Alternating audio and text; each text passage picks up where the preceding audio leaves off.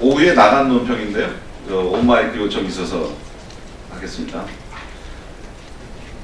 문재인 대통령은 지난 23일 헌법과 법률상 국회의 비준동의 권한을 명백하게 침해하여 평양선언과 남북군사합의서 비준 제가를 한 바가 있습니다. 자유한국당은 이날 위헌적이고 위법한 국회 비준동의 권한 침해 등을 이유로 헌법재판소에 대통령의 평양선언 비준 제가에 대해서 권한쟁의 심판 청구를, 남북군사합의서의 비준 제가에 대해서는 효력 정지 가처분 신청을 할 것임을 밝힌 바 있습니다. 평양선언과 남북군사합의서의 선행선언인 판문점 선언에 대한 국회의 비준 동의도 이루어지지 않은 상태에서 평양선언과 남북군사합의서의 대통령 비준 제가는 한마디로 본말이 전도되어 원인 무효인 것입니다.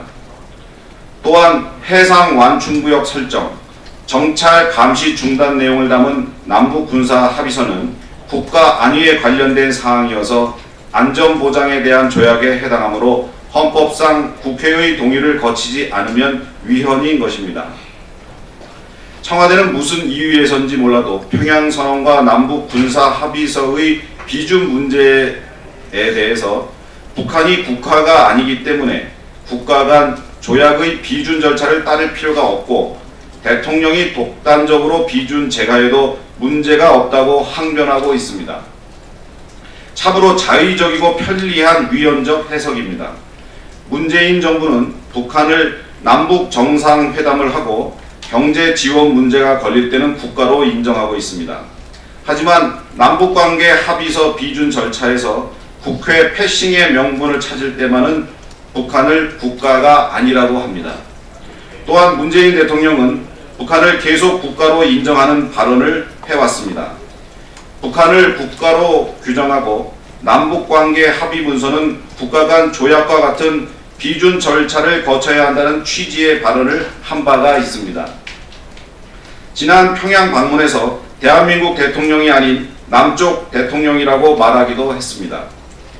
정부는 오늘 평양선언을 관보에 게재 및 공포했으며 군사합의서 또한 이번 주 중 관보에 게재할 예정이라고 합니다. 정부는 평양선언은 공포되는 순간 그 즉시 법적 효력이 발생하고 군사합의서의 경우 이미 지난 26일 남북 장성급 회담을 통해 효력이 발생한 상황이라고 주장하고 있습니다.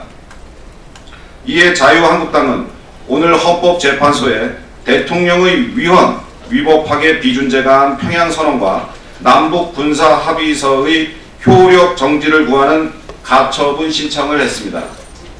문재인 대통령은 이제라도 평양선언과 남북군사합의서 비준 제가를 스스로 철회하고 정부 운영과 남북관계 문제에 거추장스럽더라도 헌법 66조 2항에 규정된 대통령의 헌정질서 수호 책무를 다해주기를 바랍니다.